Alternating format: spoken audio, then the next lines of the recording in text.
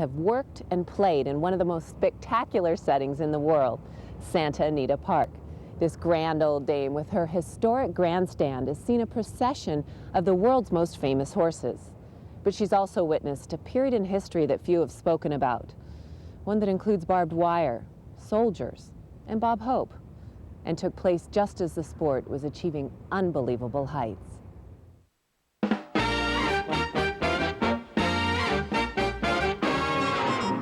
Racing was the only game in town, and it was a glamorous one. Men and women arrived at Santa Anita Park by bus, train, streetcar, and in automobiles. Tens of thousands, dressed to impress, were ready to express their exultation as the horse they backed made a winning move. Azucar, Stagehand, and Seabiscuit brought huge crowds to their feet. Here at Santa Anita Park, horses arrive from all over the world, and in their veins course the blood of several generations of selective breeding. Vanderbilt, Whitney, Howard, and celebrities were often seen at the races. Bing Crosby, a racehorse owner himself, was a frequent visitor to Santa Anita Park. The box seats held other stars like Betty Grable, Don Amici and Tyrone Power, and a young Frank Sinatra with Louis B. Mayer. In 1940, after finishing second in 37 and 38, Seabiscuit took on stablemate Kayak to win the Santa Anita Handicap in front of a crowd of almost 70,000 people. For racing, the times couldn't have been better. Yesterday, December 7th, 1941, a date which will live in infamy. The United States of America was suddenly and deliberately attacked by naval and air forces of the Empire of Japan.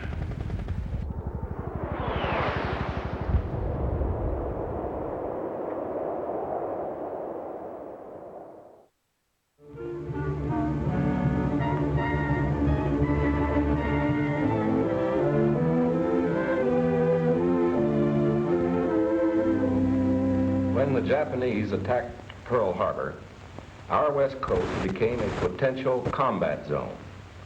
Living in that zone were more than 100,000 persons of Japanese ancestry, 2/3 of them American citizens, 1/3 aliens. We knew that some among them were potentially dangerous. Most were loyal, but no one knew what would happen among this concentrated population if Japanese forces should try to invade our shores.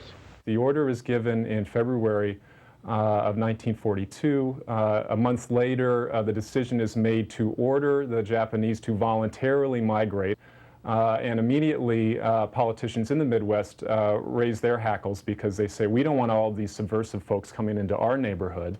And so there's another sort of round of debates, out of which finally emerges the relocation internment policy that begins to be instituted in spring of 1942. Notices were posted. All persons of Japanese descent were required to register. But quick disposal of property often involved financial sacrifice for the evacuees. After Pearl Harbor, Santa Anita became a detention center to which all West Coast Japanese were brought by bus, train, and car. A complete community retaining many Japanese characteristics included hospitals, schools, and living quarters. Hundreds of wooden barracks were built on the former parking area with modern facilities for clean and comfortable living. The government actually knew that people like my parents were American citizens. That being the case, in order to incarcerate them in the way that they ended up doing them, they invented a new category for Japanese Americans like my parents. They called them non-aliens. They were addressed as all people of Japanese ancestry, either alien or non-alien. Well, what's a non-alien? It's a citizen. Well, why don't you just call them citizens? Because citizens have rights. Almost everybody of Japanese ancestry cooperated voluntarily, so they were not rounded up in the sense that they were dragged out of their homes. The whole process was remarkably orderly. And the train pulled up over here, and I looked out and I saw all these people, and I said, oh my goodness, that really struck me. And then as we got off and we were assigned to our barracks, that sort of feeling sort of melted away. But when I first got off the train here, it was really traumatic for me. As a group of immigrants who came from essentially rural or farming communities, they had developed sort of a fatalistic philosophy for their lives. The Japanese themselves have a philosophy that there are things that happen to you, happen to all people, that are out of their control.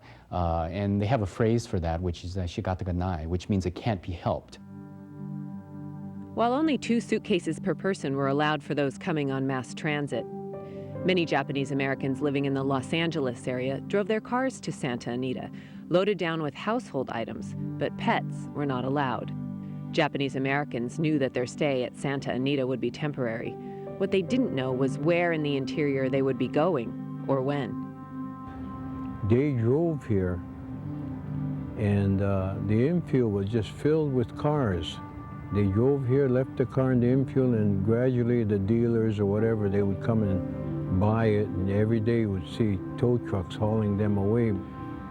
There were 2 men who came in a government car representing the relocation or evacuation administration.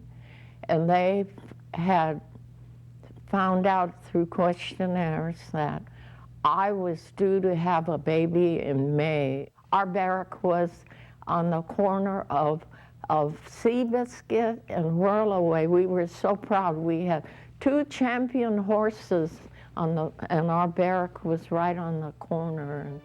I lived in the barracks, and since it was constructed in such haste, you know, the walls were thin. It's like I lived in one unit with my mother and sister, and it was crowded.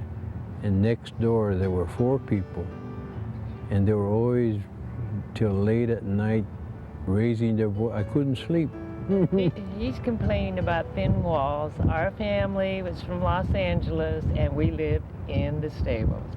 And yes, they were hastily cleaned up. Yeah. They just whitewash, you know, whatever, the manure and the hay and whatever. And I think Santa Anita and a lot of the assembly centers really represented maybe the worst conditions that the Japanese Americans would have to face. The government always thought they would always be temporary detention centers, never thinking that, oh, they're going to be here for years and years and years. And here in Santa Anita, we were living on the asphalt of the parking lot. Lumber that they used were so green that as it got hotter in the summer, the board shrunk and the spaces between the boards got larger. Yeah, this is a receiving barn, was converted into a shower room. They divided it in half by putting a plywood between the men and the women's side. And you have to remember that Santa Anita held more Japanese Americans than any other place at any other time during the war. 18,000 people. That's an enormous amount of people to take care of. As my mother was mentioning, there was only one place to get food. I think they had to basically dig latrines. There was no privacy for these latrines. The toilets were wide open. So Japanese people had to suddenly go to the toilet sitting side by side with no screens around them. It was I think, the kinds of condition that had to really degrade your feeling of being a human being anymore. We all felt we're Americans, we're Americans. This is the thing that we all kept saying, you know. And that was the hardest part to accept, was that, hey, we're Americans. And I stand by the fence there on Huntington and see cars going by, and I said, we're here, and people are driving back and forth on the outside there. This is a very hard thing for my parents' generations who grew up going to American schools and believing in the Constitution. They said a Pledge of Allegiance every day. Every day they said the Pledge of Allegiance. And to show you how interesting it was, a lot of the Japanese Americans said the Pledge of Allegiance every day, you know, in places like Santa Anita, because they still believed in America. They opened advanced Americanization classes for college students, who in turn would instruct other groups. They made a rough beginning at self-government, For while the Army would guard the outer limits of each area, community life and security within were largely up to the Japanese themselves. There were guard towers, and at night, as soon as it got dark, they'd turn on the searchlights, and they had the rifles. Every so many barrack rows, there would be the restrooms. And of course, we had to go to the restrooms. And we'd come out of our room, they would see the door open and they'd see the light come out of the room. Then they would point the searchlights at us and follow us to see where we went or we were going. Santa Anita Racetrack, for example, suddenly became a community of about 17,000 persons. The Army provided housing and plenty of healthful, nourishing food for all. We consume 93,000 pounds of food every day.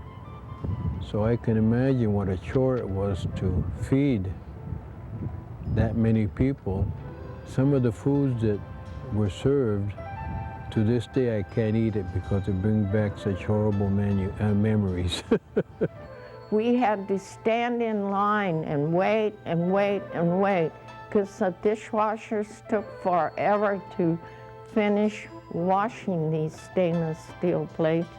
And when they did come out, they were so hot. Special emphasis was put on the health and care of these American children of Japanese descent. Like my mother was doing the laundry of the baby's diapers on a daily basis.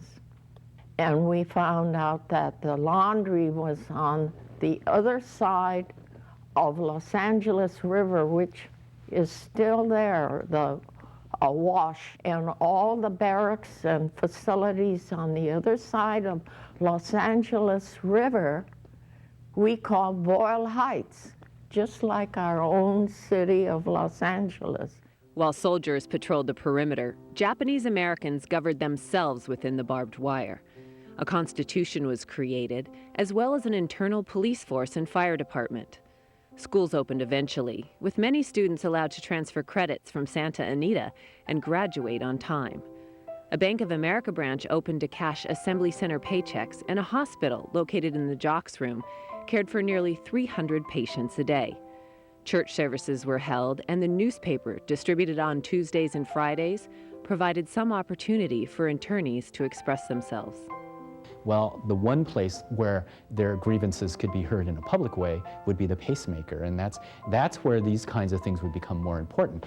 It was also helpful, I think, for the camp administrators to have a vehicle and to have some sort of voice in which to communicate with the general population and let them know these are the rules, these are the times you're going to eat, these are when things are going to happen.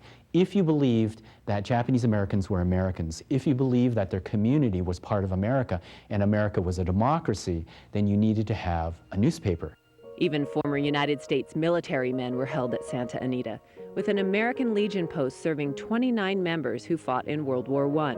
Many Japanese Americans tried to contribute to the war effort within the gates of Santa Anita. So when you had this situation in 1942, they were looking for any other possible way that they could show that they were loyal Americans. I think that also explains a lot of the compliance and cooperation. They wanted to show we're not a problem, we're not going to do something that's going to disrupt things or make things harder on the United States in time of war. On the grandstand terrace, these guests of the government prepared camouflage nets.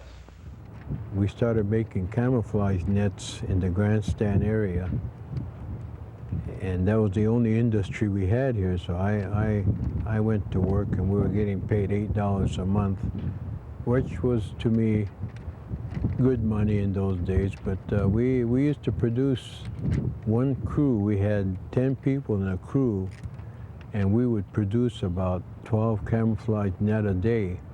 While each internee was only provided a blanket, army cot, and straw tick upon their arrival, the government did provide allowances to buy clothing and supplies from Sears Roebuck and Montgomery Ward catalogs.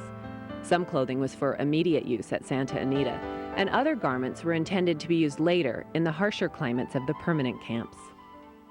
Idleness was unacceptable to most Japanese Americans, so performing a job and participating in recreational activities was essential. Softball was a big favorite at Santa Anita, with nearly